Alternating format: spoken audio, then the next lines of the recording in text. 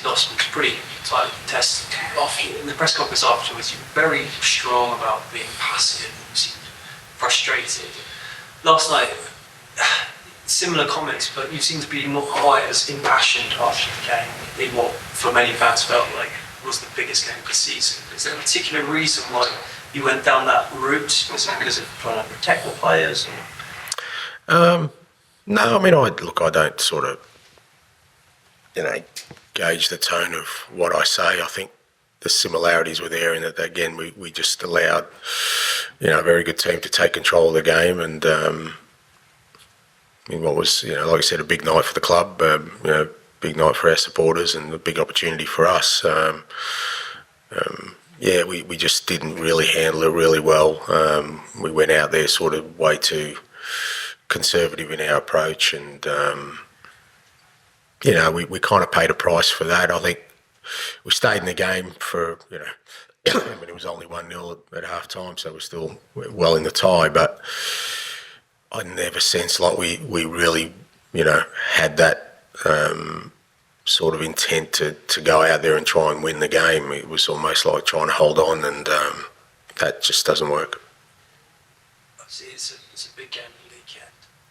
Some fans feel like the season hinges on this game. Is that how you see it? No, because then we've got other games afterwards. Look,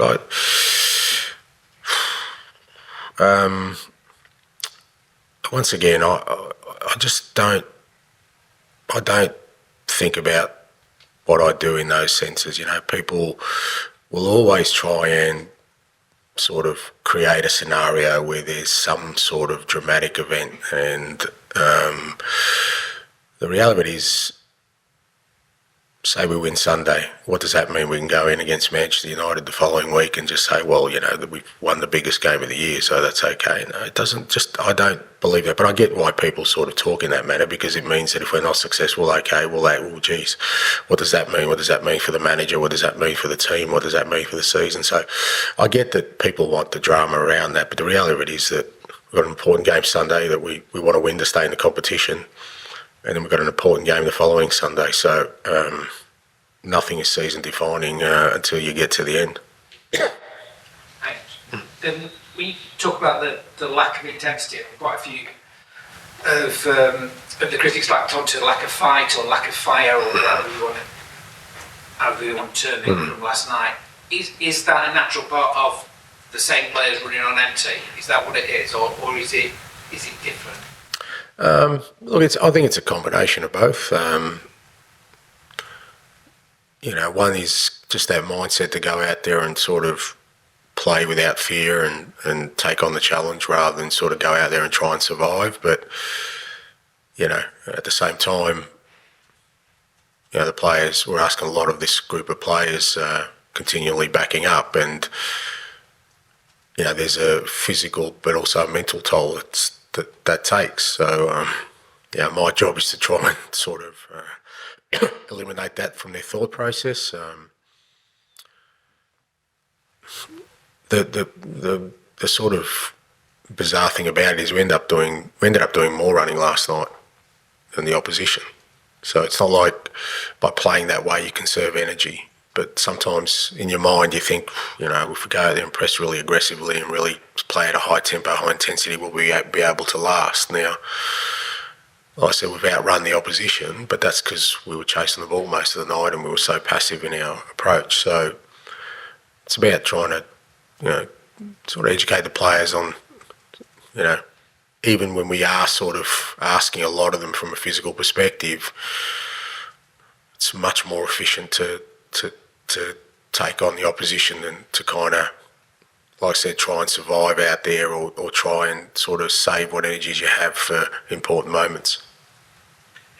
I think we've seen, without pretending I know the intricacies of it, you're playing deeper on the pitch, you're not pressing the other half like you want to do, like you did. Again, is that something that's just a natural consequence of having a different back four, having different... Yeah, some of it. Yeah, some of it is. It's a combination of these things. It doesn't help when we're constantly changing. But like I said, I think last night, I think we kind of, and look, I always think with these things, well, okay, well, it's easy for me to sit here and sort of say we did this and we didn't do that, but then you're kind of self-reflective and say, well, what sort of information did I give the players before the game? How did I prepare them for what's ahead? And maybe there was some underlying messages that they got around sort of, we're 1-0 up, we've got to limit Liverpool, we've got to, be strong defensively because they're such a good side. But I think that just sort of feeds into kind of the game they want to play. Now, that wasn't the way I sort of framed it, but you're kind of going, well, why do players sort of take that message out there that, somehow us holding out Liverpool was going to be the way to do it last night? That's certainly not the way I thought we would have a chance of success. And like I said, we could have gone out there and pressed them and still lost the game. That's a very real possibility because they're a very good side and they're in a good moment. But at least if we did that, we'd say, okay, well, we tried to do what we're good at, and it didn't work. We can learn from that. I don't think there's a lot we can learn from last night in terms of our football. There's a lot we can learn about how we handle the situation. Yeah, just related to that. Deep down, all your players believe they could win last night. Yeah, of course. Why wouldn't they? There's no reason why you should go out there not believing you can't win any game of football, but certainly against a team that we beat, a month ago. So yeah, of course they believed it. Just pick up on what you're talking about the gap with Liverpool and taking all the players you've got out. Once you've got the whole squad back, if that ever happens, how big do you think the gap is between Tottenham and Liverpool? That's hard to say because that's kind of, like I said, will that ever happen? And, is there a moment in time where you can measure that? But because it's not just getting the players back, it's also getting the players back and getting them to a level that, it's not like they're going to come back after 2 or 3 months out, some of them, and sort of hit the levels they want. But, at least we then have an opportunity to match it against teams from even in terms of changing the game mid-course. I mean, substitutions, we're kind of, at the moment, we're really hampered in what we can do because, we've got sort of youngsters on the bench that I don't really want to expose to that kind of environment. So I don't think it's about sort of us measuring ourselves against Liverpool. It's about us kind of assessing, where we're at when we've got sort of a more robust sort of squad that can deal with what we're dealing with. I'd like to ask you about the belief of the players. Do you have belief in the character of the players? Yeah, absolutely, yeah. Again, like I said, it's really easy. People can sit back and, in the comfort of their sort of surroundings and say, oh, look, they're not trying, or, they lack fight or they lack character, but that's not what I see. And as I kept saying, maybe it would have been better off if we weren't in the semi-final and we had a week off and preparing for an FA Cup on Sunday, and people would look at us differently. But the fact is, we got to a semi-final. These players worked really hard to get there. We didn't have an easy road to get there. We had a disappointing night last night for sure. But no, I don't question the character or the determination of the players to continue on and try and bring success. On that, a lot of clubs don't win trophies. Only a handful of teams have won the domestic cups in this country in the last decade. Why do you think Spurs do seem to get so much stick with it? Oh, look, I can't talk about it historically. At the moment, like I said, we're an easy mark at the moment because there's kind of inconsistency in our play, and everyone's sort of saying that I'm making excuses about injuries and all that kind of stuff. So, and it's kind of easy with the club obviously not having won a trophy in a long time for people to, like I said, pile on at the moment. Is the case with a lot? Yeah, it is. But I think, I don't know. Look, that's something probably for you guys to reflect more than me. I've only been here a short time, but it does feel like there's very much an eagerness to kind of take the club down for one reason or another when the opportunity exists. Now, at the moment, we're giving him that opportunity after last night with our league form, but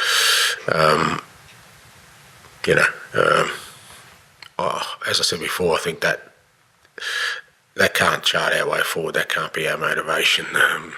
trying to sort of change people's opinions who obviously have formed these opinions over a long time. You need a target as well, but with your sort of the way you play, your background, you sort of jump into kind of... Again, I think that would fall in the trap of me kind of reacting to this stuff. It is what it is. You have to look. I think after a night like last night, whatever comes our way, whether it's to me or to the club, we just got to keep our counsel, understand that it's an easy moment for people to sort of drag you down and deal with it in the best possible way. And that is to do your job, focus on the next challenge, and find a way to get to where we want to. So our team could be very different. I think could be kind of transformed in a couple of weeks. But with respect to if the team loses a bit this weekend, would you expect to still have that time to be in charge in 2 or 3 weeks when all these players are back? Me personally, that doesn't really enter my headspace. I get that. That's obviously a massive topic of discussion because, when things aren't going well, you kind of look at the person who's largely responsible for that, and that's me. So it is what it is. So you just got to get on. It doesn't change the decisions I make or how I feel or, how I work today or how determined I am to continue on this path. But right now the focus is on getting this group of players recovered for Sunday, big game Sunday, and hopefully get a positive result. And then, as I said, over the next couple of weeks, we'll get some significant players back, which I think will help the playing group. No, Mickey probably, like I said, it's going to be a bit of a slow burn. The ones who are definitely close are guys like Vicario, Destiny, Wilson Odeberg, Matters, Brennan at a stretch. They should all be back in the next sort of either midweek next week in terms of training or the week after, but over the next 2 weeks they should all be available. Thank you. John, and then finish with Dom, please. You've listed all the players that are absent. It's consistent. The list is as long as it is in February as it was in January and November. Is there a fear, though, that the fans, or the portion of fans, will just simply stop listening to this? When we've had a manager say that, I'm not Ange Postecoglou, I don't hide behind injuries, that we didn't apologise for. Is that part of this narrative that we sucked into? It's difficult to get out of? I don't know how it's a narrative when you're just stating facts. So, if people don't see the situation we're in as something significant, well, there's nothing I can say to that. If they look at that list of players and say, well, that shouldn't make a difference, well, I really don't know how to answer that. So, I get that people, it kind of does, maybe the senses get dulled and people get bored, or, like I said, everyone wants a bit of drama, and that's not drama, that's just stating facts that we've been missing some really key players for a very long time, and we've had to deal with that. And whether people see that as significant or not, again, for me, if people think I'm here trying to create a story out of nothing, I don't know what to say to that. So, and as for other managers, mate, he's had his 5 minutes, so let's move on. He's had his 5 minutes, mate. That's good enough for me. You also mentioned the semi-final. I think the semi-final is tricky, I think, that you don't get a trip to Wembley, but the disappointment of losing it sort of wipes away the achievement of getting there. Is that what you're saying? Yeah, especially for the players, and I understand that, because it was, like I said, it was real disappointing. It's not like we were disappointing over both leagues. I think we played really well in the first leg and gave ourselves a chance last night, but we were one of only 4 teams left, so would have been better if we got knocked out in the first round and we didn't play last night and had the night off and prepared for Villa on Sunday, and then maybe the noise around us wouldn't be. But I'd much rather be where we were last night, as painful as it was, giving ourselves a chance, and hopefully next time we get into that position, we'll handle it better. Tom, to finish, please. And the injuries during this time, the last couple of months, it obviously impacts your enjoyment in the job, and it makes it less enjoyable because you've got fewer options. Can it get to a point, does it get to a point where it actually becomes unenjoyable, your role as manager, with this unprecedented number of injuries? Can it get to the point where it's actually just not that enjoyable? No, it never gets that, because the responsibility I have is not around me enjoying anything. My responsibility lies in trying to steer the club and guide the club, through this process to get us to where we want to. So it doesn't, it doesn't sort of dampen my determination or my will or desire to get us to where we want to. It's a challenge, but again, there's always challenges in football. There's always challenges in management. That doesn't change.